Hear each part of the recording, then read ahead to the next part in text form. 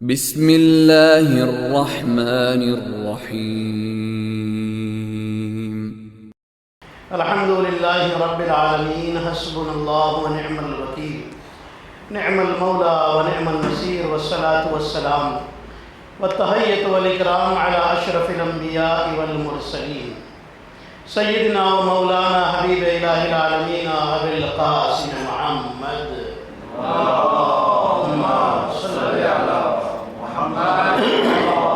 والصلاة والسلام والتحیۃ والاکرام علی اہل بیتہ الطیبین الطاہرین المعصومین المظلومین الغر المیامین سیما بقیت اللہ فی الارضین روح وارواح العالمین لتراب مقدمہ الفدا اللہم عجل لولیک الفرج اللہم صلی علی ولعنت اللہ علی اعدائہم اجمعین اما بعد فقد قال اللہ الحکیم بسم اللہ الرحمن الرحیم من عمل صالحا من ذکر او انثى وهو مؤمن فلنحيينه حياة طیبہ وَلَنَجْزِيَنَّهُمْ أَجْرَهُمْ بِأَحْسَنِ مَا كَانُوا يَعْمَلُونَ صلوات محمد وآل محمد اللهم صل على محمد وآل محمد عشرہ زینبیہ کی الحمدللہ بفضل الہی و بتصدق محمد وآل محمد علیہ السلام یہ تیسری مجلس ہے۔ ہمارے ایک بھائی اور ایک اور بھائی، دو بھائیوں کی فرمائش تھی کہ نبیوں کی حالات زندگی کے حوالے سے کچھ باتیں ہوں، تو آج ایک نبی کا تذکرہ انشاءاللہ آپ کی خدمت میں کرنا ہے اور ان کی بایوگرافی ذرا آپ کی خدمت میں پیش کرنی ہے انشاءاللہ۔ دنیا میں جتنی بھی تقریریں ہوتی ہیں، دنیا میں جتنی بھی کانفرنسیں ہوتی ہیں، دنیا میں جتنی بھی میٹنگیں ہوتی ہیں، ان سب کا ایک خاص ٹاپک ہوتا ہے۔ اگر ایک یونیورسٹی میں کانفرنس ہو رہی ہے تو ظاہر سی بات ہے یا تو وہ میڈیکل پر ہو رہی ہے، یا تو انجینئرنگ پر ہو رہی ہے، یا سائنس پر ہو رہی ہے، یا جو وہاں پر پڑھایا جاتا ہے بس اسی ٹاپک پر ہوگی، دوسری ٹاپک پر نہیں ہوگی۔ ایک ہوٹل میں کانفرنس ہو رہی ہے، وہاں پر ایک ٹاپک دیا جاتا ہے، اس ٹاپک پر جتنے لوگ ہیں ان کو بولنا ہے۔ ہر جگہ کا ایک ٹاپک ہوتا ہے، بس اسی ٹاپک پر بولنا ہوتا ہے۔ لیکن عزیزان محترم، کمال ہے اس مجلس حسین کا کہ یہاں مجلس حسین کے نام سے ہو رہی ہے، ذکر حضرت آدم کا ہو رہا ہے۔ مجلس حسین کے نام کی ہو رہی ہے، ذکر نبی ابراہیم کا ہو رہا ہے۔ مجلس حسین کے نام سے ہو رہی ہے، یہاں پر حسین کے نام سے آئے نا، مجلس حسین کے نام سے ہو رہی ہے، ذکر حضرت موسیٰ کا ہو رہا ہے۔ مجلس حسین کے نام سے ہو رہی ہے، ذکر حضرت عیسیٰ کا ہو رہا ہے۔ اسی لیے سارے نبیوں کے وارث کا نام حسین ہے۔ آپ زیارت وارثہ میں پڑھتے ہیں، اے آدم کے وارث تم پر سلام، اے نوح کے وارث تم پر سلام، اے ابراہیم کے وارث تم پر سلام، اے موسیٰ کے وارث تم پر سلام، اے عیسیٰ کے وارث تم پر سلام۔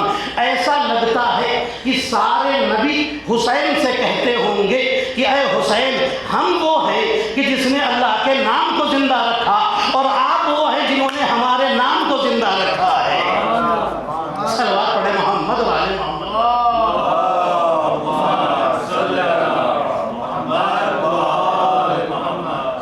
ہاں عزیزان محترم، اور حسین نے کتنی چیزوں کو زندہ کر دیا ہے کربلا کے بعد۔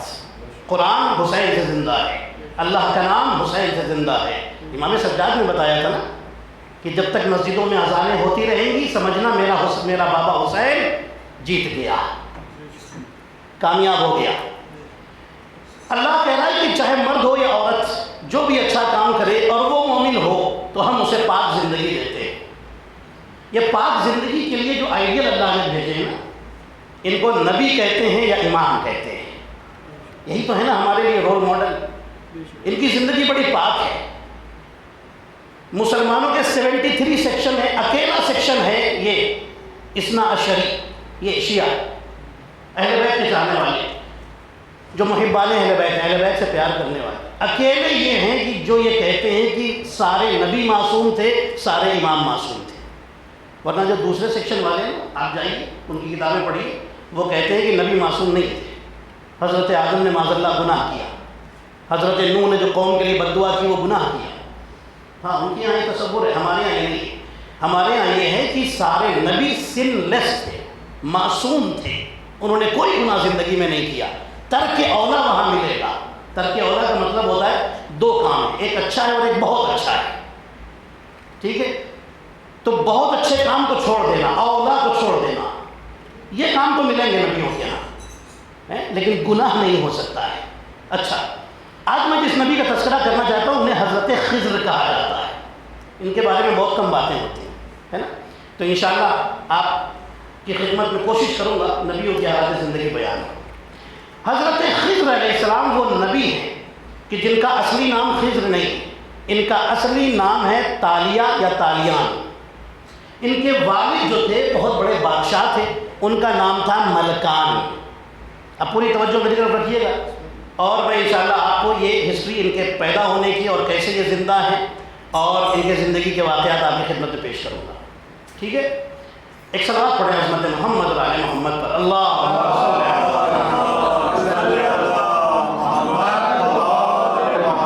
حضرت خضر کے بارے میں کچھ باتیں بتائیں. جہاں پر حضرت خضر کا نام لیا جاتا ہے اور ان کا ذکر ہوتا ہے وہ خود وہاں پر حاضر ہو جاتے ہیں. اب یہ آپ سوچ کر کے سنیے گا کہ اس وقت حضرت خضر کی باتیں ہوں گی تو حضرت خضر یہیں پر موجود ہوں گے. ہاں ضرور سن رہے ہوں گے. یہ امام باقر علیہ السلام کی حدیث ہے, جہاں حضرت خضر کی باتیں ہوتی ہیں وہاں حضرت خضر خود آ جاتے ہیں. ایک بات. دوسری بات, حضرت خضر کی اللہ نے ڈیوٹی لگائی ہے کہ اگر کوئی مسلمان اور مومن دریا میں ڈوب کے مر جائے تو حضرت خضر علیہ السلام اس کو غسل دیتے ہیں اور اس پر نماز جنازہ پڑھتے ہیں. یہ حضرت خضر کی ڈیوٹی ہے. تیسری بات, حضرت خضر کا اصلی نام میں نے بتایا, اصلی نام ہے تالیہ, یا کچھ روایتوں میں تالیہ یا تالیہ. حضرت خضر کا ریئل نیم ہے. ان کو خضر کیوں کہا جاتا ہے؟ خضر کے معنی دو لکھے ہیں ڈکشنری میں, ایک ہے رہبر گائیڈ, اور دوسرا ہے خضر کے معنی ہرا گرین. ٹھیک ہے, ان کو خضر کہنے لگے اور پھر بعد میں ان کا یہی نام ہو گیا. قرآن میں کہیں پر خضر علیہ السلام کا نام نہیں لکھا ہے, لیکن سورہ کہف کی آیت نمبر 65 میں ان کا تذکرہ ہے قرآن مجید کی.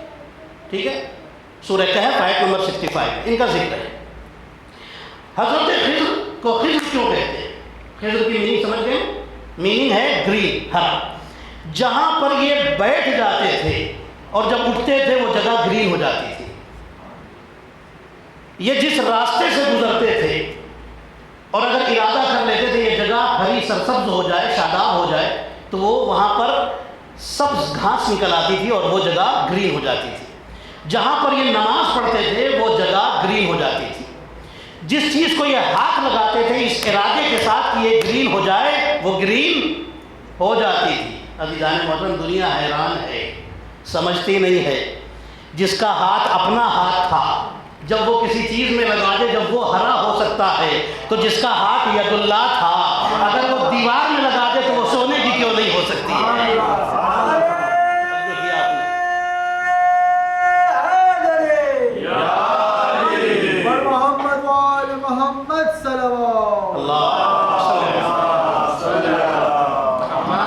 اب سنیے, حضرت خضر کے جو بابا ہیں, باپ ہیں, ان کا نام ملکان. یہ ملکان جو تھے بہت بڑے بادشاہ تھے, اور یہ حضرت خضر حضرت موسیٰ کے ٹائم میں تھے. اور ان کے ٹائم میں ایک اور بادشاہ ہے جو اللہ کے خاص بندے ہیں لیکن پروفٹ نہیں, ان کا نام ہے ذوالقرنین. ٹھیک ہے, ان کی بہت بڑی حکومت تھی, یہ بھی بادشاہ کا نام, انہیں بادشاہ بنایا تھا, لیکن یہ نبی نہیں تھے. حضرت خضر کے بارے میں کچھ لوگ کہتے ہیں کہ نبی نہیں تھے, لیکن ہماری جو روایتیں ہیں امام باقر علیہ السلام کی خاص کر کے وہ فرماتے ہیں حضرت خضر نبی مرسل تھے, اللہ کے بھیجے ہوئے نبی تھے حضرت خضر علیہ السلام. اب سنیے گا, حضرت خضر علیہ السلام جب ان کے بابا بادشاہ تھے, شہر کے حالات کچھ بگڑ گئے, لوگ ان کے باپ کے, ان کے والد ماجد کے خلاف ہو گئے, اگینسٹ ہو گئے. جب خلاف ہو گئے اور حالات کچھ بگڑ گئے تو اس وقت یہ اپنی ماں کے شکم میں تھے, ابھی پیدا نہیں ہوئے حضرت خضر, ماں کے پیٹ میں اپنی والدہ ماجدہ کے شکم میں. ان کی والدہ نے دیکھا شہر کے حالات اچھے ہیں, یہ لوگ ان کے بابا کے بعد میں حالات ٹھیک بھی ہو گئے تھے, لیکن ان کے باپ کے دشمن ہو گئے, اس لیے یہ انہوں نے اپنے محل کو چھوڑا. ظاہر سی بات ہے, بادشاہ کا گھرانہ ہے, چھوڑ کر کے ایک پہاڑ پہ گئی. پہاڑ میں کیو بنا ہوا ہے, ایک کھو بنی ہوئی گفا, اس کے اندر جا کر کے حضرت خضر کو جنم دیا. جب حضرت خضر کو جنم دیا تو ظاہر سی بات ہے اب انہوں نے کسی کو نہیں بتایا، اپنے شوہر کو بھی نہیں بتایا کہ کہاں جا رہی، آئیں اور آ کر کے یہاں بچے کو جنم دیا۔ جب انہوں نے بچے کو حضرت خضر علیہ السلام کو جنم دیا تو اب یہ روز یہاں نہیں آ سکتی کیونکہ شہر کے حالات خراب ہیں، بگڑے ہوئے ہیں۔ تو روایتوں میں لکھا ہے کہ اللہ نے ایک بکری کو حکم دیا، وہ روز جاتی تھی حضرت خضر علیہ السلام کو دودھ پلاتی تھی۔ اس طریقے سے حضرت خضر علیہ السلام کچھ مہینوں تک یہ سلسلہ چلتا رہا ہے، کچھ روایتوں میں کچھ سالوں تک۔ ابھی حضرت خضر اسی کیو کے اندر، اسی غار کے اندر، پہاڑ کے غار کے اندر ہے۔ ایک دن ان کے باپ ادھر سے پاس ہوئے، بادشاہ ہیں ادھر سے گزرے، غار کے اندر سے کسی بچے کے رونے کی آواز سنی۔ انہوں نے کسی سپاہی کو نہیں بھیجا، خود گئے چیک کرنے کے لیے یہاں کون بچہ ہے اس غار کے اندر رو رہا ہے۔ غار کے اندر گئے تو دیکھا ایک بچہ رو رہا ہے، بچے کو اٹھایا اور گھر میں لے کر کے آ گئے۔ ابھی بھی بیوی نے نہیں بتایا کہ یہ میرا ہی بچہ ہے۔ اس کے بعد پھر بیوی کا کوئی ذکر کتابوں میں نہیں ملتا، یعنی حضرت خضر کی ماں کا ذکر اس کے بعد نہیں ملتا۔ اب یہ جوان ہو رہے ہیں، حضرت خضر کے جو باپ ہیں وہ بھی ظاہر سی بات ہے مسلمان ہیں، موحد ہیں، اللہ کے ماننے والے ہیں، اس لیے کہ نبی اور امام کا جو باپ اور دادا ہوتے ہیں، باپ اور دادا، روایت اچھی غور کیجیے گا جملے پر، باپ اور دادا جو ہوتے ہیں وہ کبھی کافر نہیں ہو سکتے، ٹھیک ہے، اس لیے کہ پاکیزہ نسلوں میں یہ پیدا ہوتے ہیں۔ یہ ہمارا بلیو ہے، یہ بھی ہمارا ہی بلیو ہے مسلمانوں کے 73 سیکشن میں، ورنہ بہت سارے لوگ تو کہتے ہیں حضرت ابراہیم کے باپ کافر تھے۔ ہاں آپ دیکھیں کتابوں میں مسلمانوں کی، لیکن ہم نہیں مانتے، ہم نہیں مانتے، ہم یہ بھی مانتے ہیں حضرت ابراہیم کے باپ بھی مسلمان تھے اور ان کا نام آزر نہیں تھا بلکہ تعرق تھا، ٹھیک ہے، یہ ایک ہسٹری نبی ابراہیم کی۔ حضرت خضر علیہ السلام دربار میں اپنے باپ کے ساتھ پل رہے ہیں، ان کے بابا انہیں پال رہے ہیں، پروان چڑھا رہے ہیں۔ ایک دن حضرت خضر کے باپ نے نبی ابراہیم کے اوپر جو میسیجز آئے تھے نا وہ الگ الگ جگہوں پہ لکھے ہوئے تھے، ان نبی ابراہیم کو گزرے ہوئے زمانہ ہو گیا، ان کے وہ میسیجز رکھے ہوئے لوگوں کے پاس الگ الگ ہیں، سب سے منگوایا اور منگوانے کے بعد کہا اس کو ایک جگہ جمع کر کے سب لوگ بیٹھ کے لکھو، سب کو دیا، تم بھی لکھو، تم بھی لکھو، تم بھی لکھو، تم بھی لکھو، سب کو ایک ہی چیزیں بھی لکھنے۔ لوگوں نے کئی دن لگا دیے، حضرت خضر نے اللہ کے دیے ہوئے علم کے ذریعے سے تھوڑی دیر میں نبی ابراہیم کے سارے صحیفوں کو جمع کر دیا اور اسے بہترین طریقے سے لکھ دیا۔ جیسے ہی کمپلیٹ کیا حضرت خضر کے والد کو اندیشہ ہوا اور وہ سمجھ گئے کہ یہ کوئی عام بچہ نہیں ہے، کوئی خاص ہے، یہ عام بچہ نہیں۔ اب نبی خضر علیہ السلام کے والد کو، نبی خضر علیہ السلام کے پاس علم نبوت ہے، انہوں نے خود بتایا کہ آپ میرے بابا ہیں اور میں ہی آپ کا بیٹا ہوں۔ ان کے پاس نبوت کا علم ہے، اللہ کا دیا ہوا علم ہوتا ہے۔ انہوں نے بتایا آپ ہی میرے بابا ہیں اور میں آپ کا بیٹا ہوں، بڑے خوش ہوئے، انہوں نے ان کو گلے لگایا۔ اب اس کے بعد نبی حضرت خضر کے جو والد ہیں، نبی خضر کے جو والد ہیں، انہوں نے پلان بنایا کہ میں اپنے بعد اپنا جانشین خضر کو بناؤں گا۔ خضر کو یہ نہیں چاہیے۔ خضر علیہ السلام کچھ دن کے لیے کرون پرنس جسے کہیں ولی عہد بنے اپنے باپ کے، لیکن اس کے بعد ان کا زیادہ جو انٹرسٹ تھا وہ تھا اللہ کی عبادت میں، کہ مجھے اللہ کی عبادت کرنی ہے۔ انہوں نے چھوڑا اور نکل گئے۔ اب یہ ان کی ملاقات ہوئی حضرت ذوالقرنین سے۔ ذوالقرنین بادشاہ ہیں اور ان کا بھی بہت بڑا لشکر ہے، بہت بڑا لشکر ہے۔ حضرت ذوالقرنین نے اپنے لشکر کا سپاہی حضرت خضر کو بنا دیا۔ کچھ ہی دنوں میں حضرت خضر اس لشکر کے کمانڈر بن گئے۔ جب کمانڈر بن گئے، اب سنیے گا توجہ کے ساتھ کہ کیسے حضرت خضر ابھی تک زندہ ہے۔ ذوالقرنین اپنے لشکر کو، حضرت ذوالقرنین کے پاس اللہ کے خاص بندے نا، اللہ سے ان کا تعلق ہے۔ ذوالقرنین کے پاس ایک فرشتہ آتا ہے، اس کا نام ہے روفائیل، ٹھیک ہے۔ روفائیل سے حضرت ذوالقرنین کی بڑی باتیں ہوتی ہیں۔ ایک دن حضرت ذوالقرنین نے کہا کہ میں نے حضرت ابراہیم کے جو میسیجز آئے ان میں ایک بات پڑھی ہے کہ اس دنیا میں کہیں پر ایک چشمہ ہے، پانی کا چشمہ، اسپرنگ واٹر، اگر کوئی اس میں سے تھوڑا سا پی لے تو اسے کبھی موت نہیں آ سکتی۔ تو جانتا ہے وہ کہاں ہے؟ روفائیل کہتا ہے کہ ہم سب کو منع ہے اور کوئی بھی اس کو نہیں جانتا کہ وہ کہاں ہے چشمہ، ہم جا بھی نہیں سکتے وہاں پر، لیکن ہے، اس زمین پر ہے، یہ بات تو صحیح ہے۔ حضرت ذوالقرنین کہتے ہیں میں اس چشمے کو ڈھونڈ کے رہوں گا۔ حضرت ذوالقرنین نکلے سفر کے اوپر۔ روایتیں بتاتی ہیں کہ حضرت ذوالقرنین نے اپنے ساتھ حضرت خضر کو لیا اور لے کر کے چلے، پورے لشکر کے ساتھ 12 سال تک انہوں نے صرف ٹریول کیا ہے، سفر کیا ہے۔ اس چشمے کو ڈھونڈنے کے لیے، اور تبلیغ دین بھی ساتھ میں کر رہے تھے. بہت سارے مقصد تھے، صرف ایک چشمہ مقصد نہیں تھا، تبلیغ بھی تھی اور بہت سارے جا کر کے شہروں میں لوگوں کو مسلمان بنانا، اللہ کی طرف لے کر کے آنا، یہ سارے کام تھے حضرت ذوالقرنین کے. ذوالقرنین کے کمانڈ کے آرمی کے جو کمانڈر ہیں وہ ہیں حضرت خضر. ایک جگہ پہنچے تو دیکھا کہ 360 چشمے سامنے سے ابل گئے الگ الگ. جب گنا اسے تو 360 چشمے تھے جو پانی کے نکل رہے تھے. ذوالقرنین دور کھڑے ہو گئے، حضرت خضر سے اور اپنے پاس بلایا جو ان کے لشکر میں جو پڑھے لکھے لوگ تھے اور علماء تھے ان کے لشکر. علماء کو بھی ساتھ میں لے کے چلتے تھے کہ کوئی دینی مشکل پیش آ جائے، کچھ بھی ہو جائے. اب ظاہر حضرت خضر بھی ساتھ میں ہیں، ٹھیک ہے، جو نبی ہیں اللہ کے. تو ذوالقرنین نے 360 مری ہوئی مچھلیاں ان لوگوں کو دی اور کہا جاؤ الگ الگ چشمے سے. اب ان کو ڈاؤٹ ہوا کہ انہیں میں سے کوئی چشمہ ہے، خیال آیا، یقین تو نہیں ہے لیکن ایک خیال آیا کہ انہی میں سے کوئی چشمہ ہے، کہ یہی چشمہ ہو سکتا ہے کہ جس کا پانی پینے سے انسان کو ہمیشہ کی زندگی ملے گی، کبھی مر نہیں سکتا. انہوں نے مری ہوئی 360 مچھلیاں ایک ایک آدمی کو دی، ایک اس کو، ایک اس کو، ایک اس کو، ایک اس کو، 360 لوگوں کو دی اور کہا کہ ہر آدمی الگ الگ چشمے پر جا کر کے اس کو دھو کر کے لے کے آئے. لوگ گئے، حضرت خضر کے ہاتھ میں جو مچھلی آئی، جب حضرت خضر وہاں پہنچے جیسے ہی اس پر پانی ڈالا وہ زندہ ہو کر ان کے ہاتھ سے چھوٹ کر کے بھاگ گئی، غائب ہو گئی. حضرت خضر سمجھ گئے کہ یہی وہ چشمہ ہے جس کی تلاش جاری ہے، جس کی تلاش ہو رہی ہے اتنے دن سے، یہی وہ چشمہ ہے. حضرت خضر علیہ السلام نے دوسروں کو نہیں بتایا کہ دیکھو یہی وہ پانی کا چشمہ ہے جو زمین سے پھوٹ رہا ہے پانی، یہی وہ چشمہ ہے جو آب حیات ہے.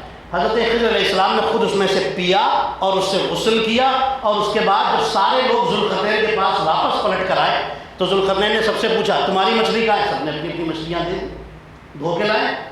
حضرت خضر سے پوچھا تمہاری مچھلی کہاں ہے؟ کہنے لگے بھائی وہ میں تو وہاں گیا تھا، جیسے ہی دھویا وہ زندہ ہو کر کے بھاگ گئی. ذوالقرنین کہتے ہیں اسی چشمے کی تو تلاش جاری ہے، اتنے دن سے محنت کر رہا ہوں، بتاؤ کہاں ہے.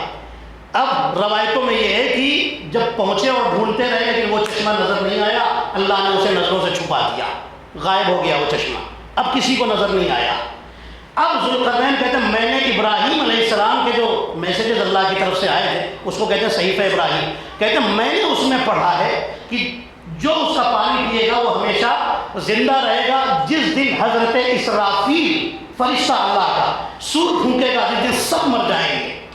وہ جو ایک ٹرمپٹ بلو کرے گا، پھونکے گا، سور پھونکے گا، جس دن سب مر جائیں گے، ایون جو بچے ماؤں کے پیٹ میں ہوں گے وہ بھی مر جائیں گے، جو جہاں کھڑا ہے وہیں پر گر کے مر جائے گا.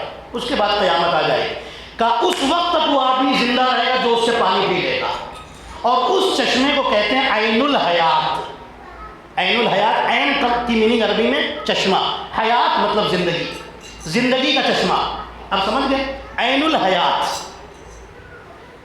اب ایک جملہ ہے کہ پھر میں جلدی سے آگے بڑھوں گا اور آگے نبی خضر کی اسٹوری آگے جائے گی. ایک جملہ سن لیجیے. عین الحیات کا مطلب پانی کا زندگی کا چشمہ، زندگی کا چشمہ، عین الحیات. ٹھیک ہے. جمعے کے دن امام زمانہ علیہ السلام کی خاص زیارت ہے، اس کا وہ زیارت امام زمانہ علیہ السلام کی. جب اس میں آپ پڑھیں گے تو اس میں دو جملے، السلام علیکہ یا سفینۃ النجات، السلام علیکہ یا عین الحیات. اب میں جو جملہ کہنے جا رہا ہوں چاہے آپ جیسے سنیے، چونکہ آپ خاموشی سے سن رہے ہیں نا، تھوڑا سا لگے کہ مجلس بھی ہو رہی ہے ساتھ میں. السلام علیکہ یا عین الحیات، اے زندگی کے چشمے آپ پر سلام. زندگی کے دنیا آج پوچھتی ہے یہ بتاؤ تمہارے امام زمانہ کیسے زندہ رہ سکتے ہیں، کیسے زندہ رہ سکتے ہیں، کیسے آج تک زندہ ہے، کیسے کوئی اتنی لمبی زندگی جی سکتا ہے. ارے میں کہتا ہوں جس نے اس عین الحیات سے تھوڑا سا پانی پیا جب وہ آج تک زندہ ہے تو جو خود عین الحیات ہو وہ زندہ کیوں نہیں ہوگا. سب یہ ہے جناب محترم.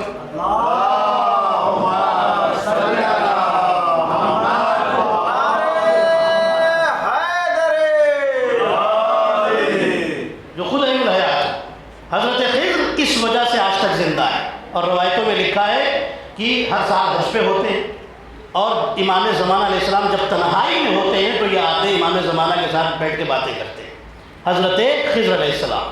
اور جب امام زمانہ علیہ السلام کا ظہور ہوگا تو یہ تشریف بھی لائیں گے، سامنے تشریف لائیں گے. کچھ روایتیں یہاں تک بھی ہیں. اب سنیے گا. حضرت خضر علیہ السلام ایک دن بازار سے پاس ہو رہے ہیں، ان کا اخلاق دیکھیے کتنا کریمانہ اخلاق ہے حضرت خضر کا، بازار سے پاس ہو رہے ہیں، نبی اور امام ایسے ہی ہوتے ہیں۔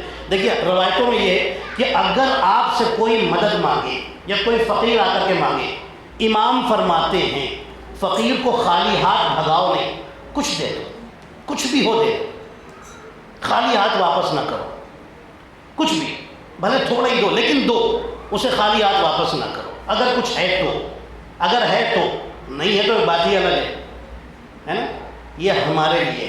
لیکن وہ کتنے عظیم لوگ تھے۔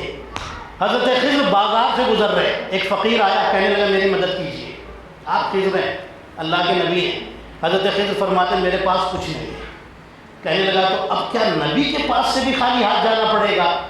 توجہ کیا آپ نے؟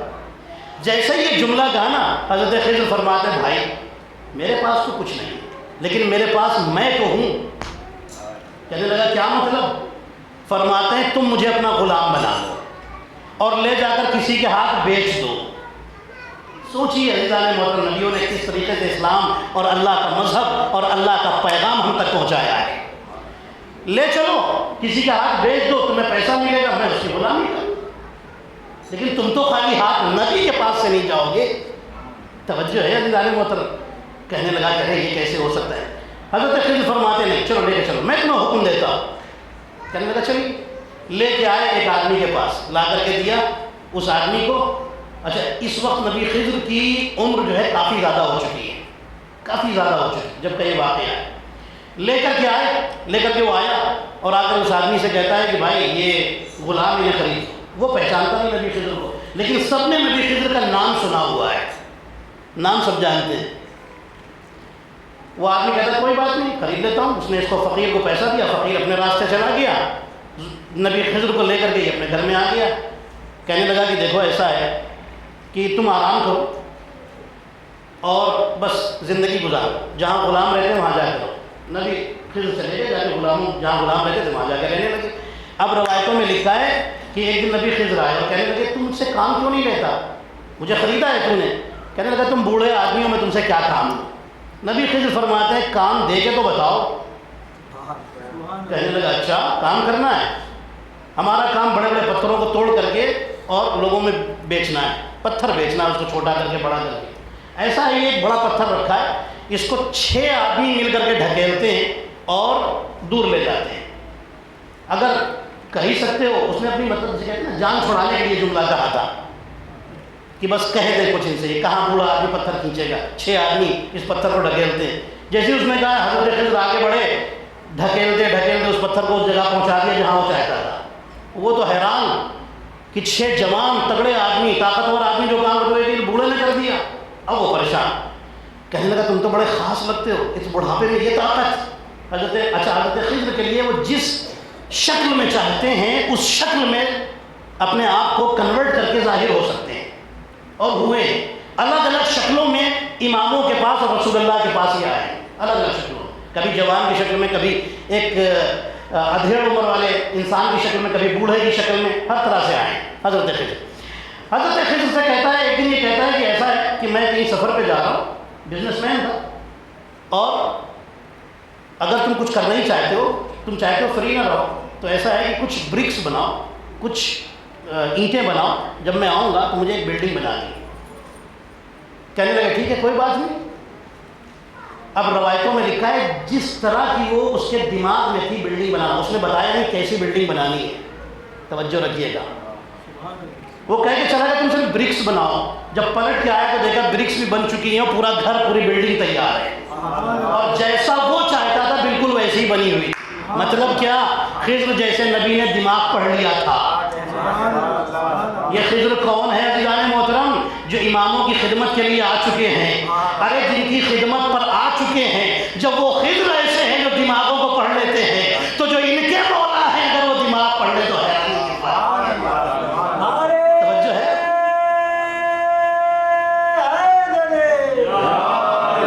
اب سنیے، محمد صلی اللہ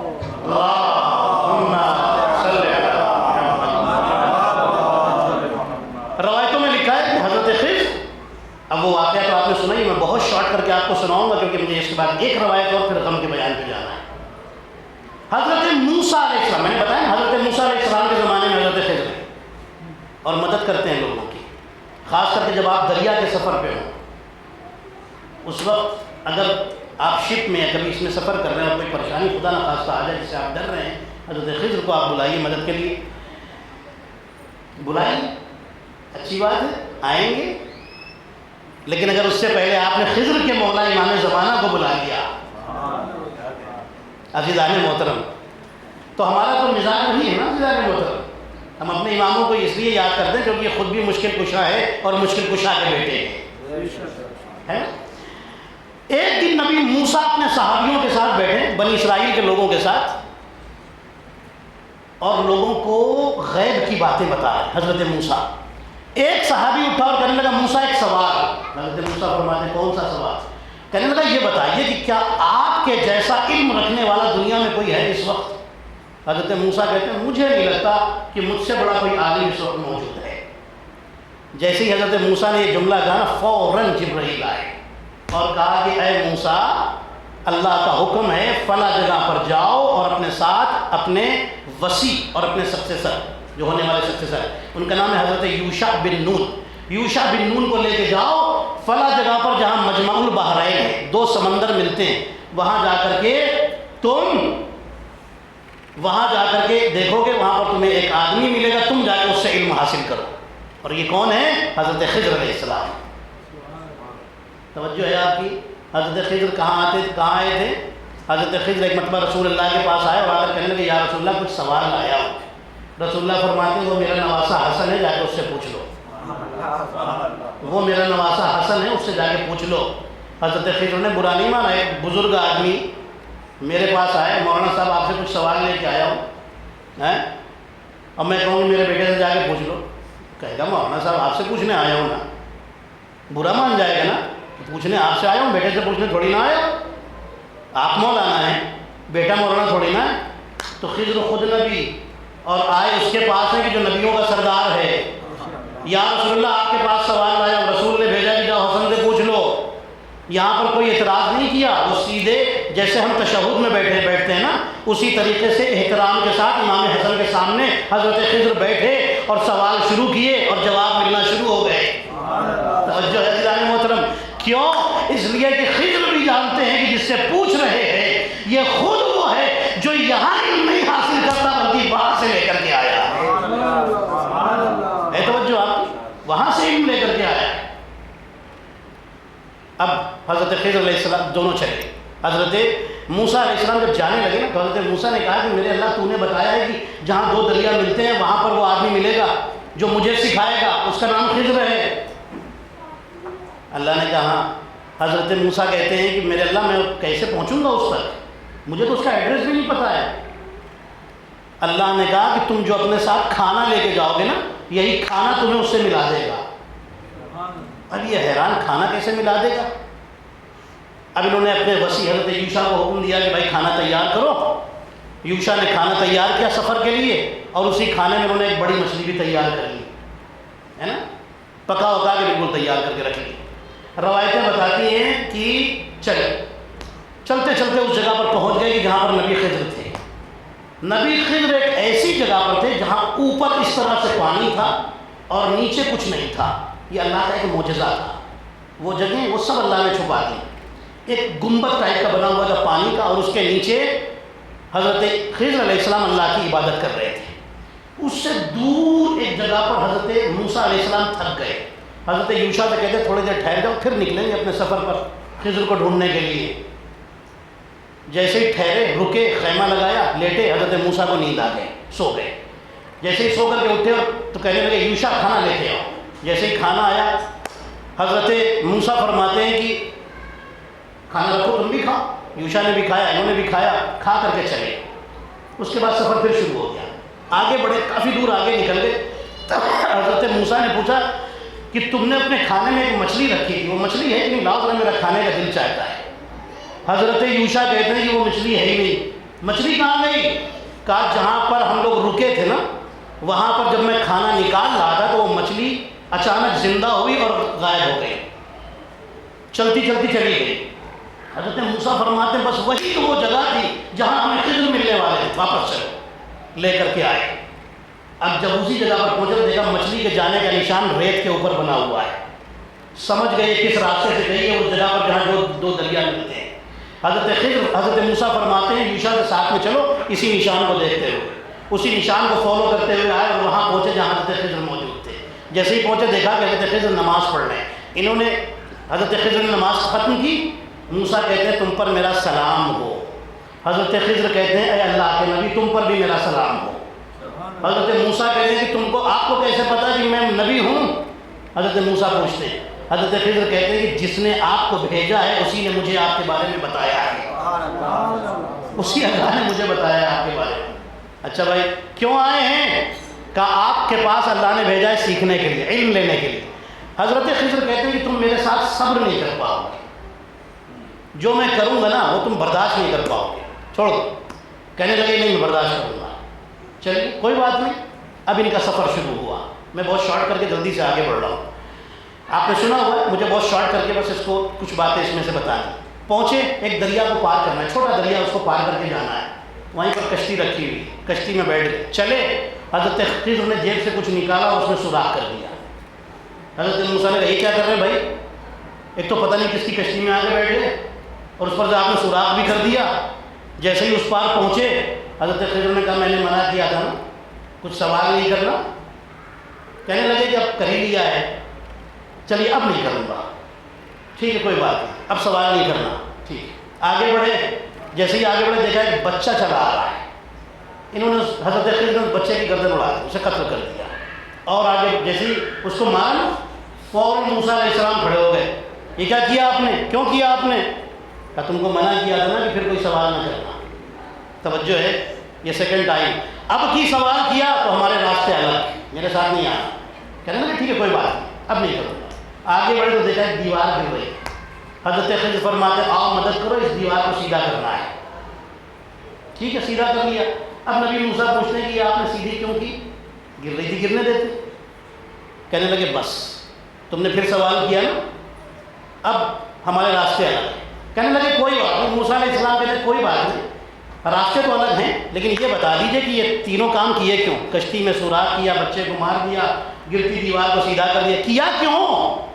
اب نبی خضر علیہ السلام بتانا شروع کرتے کہ یہی علم میں حاصل کرنے کے لیے آئے۔ کہا سنو، یہ پہلا علم ہے، دوسرا علم ابھی آپ کی خدمت میں بیان کروں گا، آپ کے جذبہ ایمانی بلندی پر جائے گا۔ کہا سنو، وہ جو کشتی میں سوراخ کیا وہ بیچارے غریب لوگوں کی کشتی تھی۔ پیچھے ایک بادشاہ اپنی کشتی میں آ رہا تھا جو سب کی کشتیاں چھین لیتا ہے یا جلا دیتا ہے۔ جب اس کشتی کو دیکھے گا کہ یہ بیکار کشتی ہے تو اسے چھوڑ دے گا، دیکھے گا اس میں سوراخ ہے اسے چھوڑ دے گا۔ میں نے اس بچے کو اس لیے مارا کیونکہ اس بچے کے ماں باپ مسلمان ہیں اور بچہ سرکش ہے، باغی ہے، بغاوت والا ہے۔ مجھے ڈر تھا کہیں بڑا ہو کر کے یہ بچوں اپنے ماں باپ کو بھی کفر کی طرف نہ لے آئے، کھینچ نہ لائے جب یہ جوان ہوگا، اس لیے بچے کو پہلے ہی مار دیا۔ اور وہ دیوار اس لیے سیدھی کی کیونکہ اس دیوار کی فاؤنڈیشن میں کچھ یتیم بچوں کا مال اس کے باپ نے جمع چھپا کر کے رکھا ہے۔ اگر یہ دیوار پوری گر جاتی تو وہ خزانہ باہر آ جاتا، لوگ لوٹ کے بھاگ جاتے، اس لیے اس کو چھپا دیا ہے، واپس چھپایا ہے کہ جب بچے بڑے ہوں گے تو آ کر کے خزانہ یہاں سے خود ہی نکال لے جائیں گے۔ کہنے لگے میں سمجھ گیا، یہ بتائیے کہ یہ کیسے خود ہی کر لیا؟ کہا نہیں، یہ جتنے کام کیے اللہ کے حکم سے کیے ہیں، اللہ نے حکم دیا تھا۔ کوئی بات نہیں، آگے بڑھے۔ جیسے ہی آگے بڑھے نا اب دریا آ گیا، سامنے دریا آیا۔ اب خضر، یوشع اور موسیٰ تینوں اللہ کے محترم اور بزرگ لوگ، یہ تینوں کھڑے ہیں دریا کے کنارے۔ اچانک ایک چڑیا اڑتی ہوئی آئی، اس چڑیا نے اپنے منہ میں تھوڑا سا پانی لیا، پھر اوپر گئے، اوپر جا کے اس نے پانی چھوڑ دیا، وہ پانی واپس ایک قطرے کی صورت میں دریا میں پھر آ گیا۔ حضرت موسیٰ کہتے ہیں کہ اے خضر ذرا یہ بھی بتا دیجیے یہ کیا ہو رہا ہے؟ یہ دور سے چڑیا آئی، پتہ نہیں کہاں سے آئی اور دریا سے تھوڑا سا پانی لے کر اوپر گئی اور پھر اوپر سے نیچے گرا دیا۔ خضر کہتے ہیں یہ تو مجھے بھی نہیں پتا ہے، وہاں تک مجھے پتا تھا تمہیں بتا دیا، یہاں یہ تو مجھے بھی نہیں پتا ہے کہ یہ کیا ماجرا، کیا چڑیا کیوں آئی، منہ میں پانی کیوں اٹھایا اور ہمارے سامنے ہم کو دکھانے کے لیے پانی پھر چھوڑ دیا۔ اب یہ باتیں کر رہے تھے نا، اتنے میں حضرت جبرائیل آ گئے، تینوں کو سلام کیا، حضرت خضر، حضرت موسیٰ، حضرت یوشع، تینوں کو سلام کرنے کے بعد حضرت جبرائیل نے کہا اللہ آپ کو ایک بات بتانا چاہتا ہے۔ موسیٰ کے صحابی نے پوچھا تھا کہ اے موسیٰ کیا تم سے بڑا کوئی عالم ہے؟ تو موسیٰ نے کہا تھا کہ مجھ سے بڑا کوئی عالم نہیں، یعنی میں سب سے بڑا عالم ہوں۔ اس لیے جب یہ دل میں احساس پیدا ہوا تو خضر کے پاس سیکھنے بھیج دیا، اور جب اب خضر آپ کو سکھا رہے ہیں اور آپ نے بتا دیا کہ خضر سے سیکھنے جاؤ، تو خضر کے دل میں احساس پیدا ہوا کہ مجھ سے بڑا کوئی عالم نہیں۔ اب سنو یہ پانی لے کر کے چڑیا کیوں گئی اور اوپر سے گرایا؟ سنو، آخری زمانے میں ایک نبی پیدا ہوگا جس کا نام محمد ہوگا، اور اس کا وصی ہوگا جس کا نام علی ہوگا۔ اللہ محمد کو اتنا علم دے گا، اتنا علم دے گا کہ محمد وہ سارا علم اپنے وصی علی کو دے دے گا۔ کہا کتنا علم ہوگا؟ کہا اتنا ہوگا جتنا اس دریا کے مقابلے میں اس چڑیا کے منہ میں آنے والا پانی ہے۔ بس تم تینوں کا علم اس محمد اور علی کے علم کے مقابلے میں ایسا ہی ہوگا کہ ان کا علم دریا ہوگا، تمہارا علم تینوں کا ملا کر اس پانی کے قطرے کے برابر ہوگا۔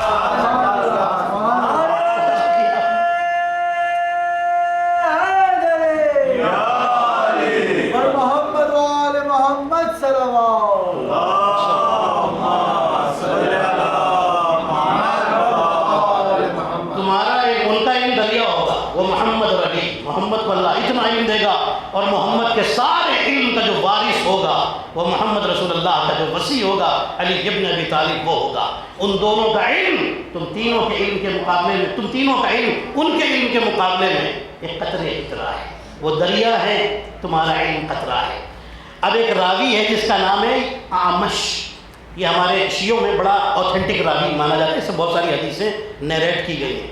اعمش، یہ اعمش کہتا ہے کہ چھٹے امام کے زمانے کا یا ہمارے ائمہ میں کسی کے زمانے کا یہ راوی ہے۔ یہ کہتا ہے کہ میں مدینے میں نے دیکھا ایک سیاہ عورت، کالی عورت جو بلائنڈ تھی، وہ لوگوں کو سڑک کے کنارے کھڑی ہو کر پانی پلا رہی تھی اور کہہ رہی تھی اشربو حبا لعلی ابن ابی طالب، لو پانی پیو علی کی محبت میں، پانی پیو علی کی محبت میں۔ نابینا ہے، پلا رہی ہے، لوگوں کے سامنے جاتی ہے، لوگ لے کر کے پی رہے ہیں اور کہہ رہی ہے علی کی محبت میں، اشربو حبا لعلی ابن ابی طالب، علی کی محبت میں پانی پیو۔ کہتا ہے میں نے دیکھا وہ نابینا عورت تھی، اندھی عورت تھی، بلائنڈ تھی۔ وہی عورت مجھے کچھ دنوں کے بعد مکے میں نظر آیا، مکے میں بھی وہ پانی پلا رہی ہے، لیکن دونوں آنکھیں ٹھیک ہو چکی ہیں، اور کہتی آؤ آ کر کے اس کی محبت میں پانی پیو جس کی محبت کے صدقے میں میری دونوں آنکھیں واپس آ گئی ہیں۔ پھر پانی، لیکن آنکھیں ٹھیک ہو چکی۔ کہنے لگا میں اس کے سامنے پہنچا، میں نے سلام کیا، میں نے کہا کہ میں نے تجھے مدینے میں دیکھا تھا کچھ دن پہلے، تو اندھی تھی، پانی پلا رہی تھی، آج تیری آنکھیں کیسے اتنی جلدی ٹھیک ہو گئی؟ کہنے لگی سنو، مدینے ہی میں میری آنکھیں ٹھیک ہو گئی تھی۔ کیسے ٹھیک ہوئی؟ کہنے لگی میں ایک دن پانی پلا رہی تھی، اچانک ایک بزرگ جن کے چہرے سے نور نکل رہا تھا وہ میرے سامنے آ کر کھڑے ہو گئے اور کہنے لگے کہ کیا کہہ رہی ہے؟ کہنے لگی میں نے کہا کہ میں لوگوں سے کہہ رہی ہوں کہ علی کی محبت میں پانی پیو۔ ان بزرگ نے مجھ سے پوچھا کیا علی سے محبت کرتی ہے؟ کہنے لگی بے شک علی سے محبت کرتی ہوں۔ ان بزرگ نے ہاتھوں کو اٹھایا اور کہا میرے اللہ اگر یہ محبت میں سچی ہے اور اس کے دل میں محبت ہے تو تجھے اسی علی کا واسطہ اس کی آنکھیں ٹھیک کر دے، اس کی آنکھیں ٹھیک کر دے۔ وہ کہتی جیسے ہی اس بزرگ نے دعا مانگی میری آنکھیں ٹھیک ہو گئی۔ جیسے ہی آنکھیں ٹھیک ہوئی میں نے دیکھا کہ خوبصورت بزرگ، تب تو اس کو پتا چلا نا کہ ایک شاندار بزرگ سامنے کھڑے ہوئے ہیں۔ کہنے لگی اب میں نے دیکھا کہ ایک شاندار بزرگ میرے سامنے کھڑے جن کے چہرے سے نور نکل رہا ہے۔ میں نے پوچھا آپ کون ہیں؟ کہنے لگے انا الخضر وانا شیعۃ علی ابن ابی طالب، میں خضر ہوں اور میں خود بھی علی ابن ابی طالب کا شیعہ۔ صلوات پڑھے محمد اور آل محمد پر۔ یہ ہے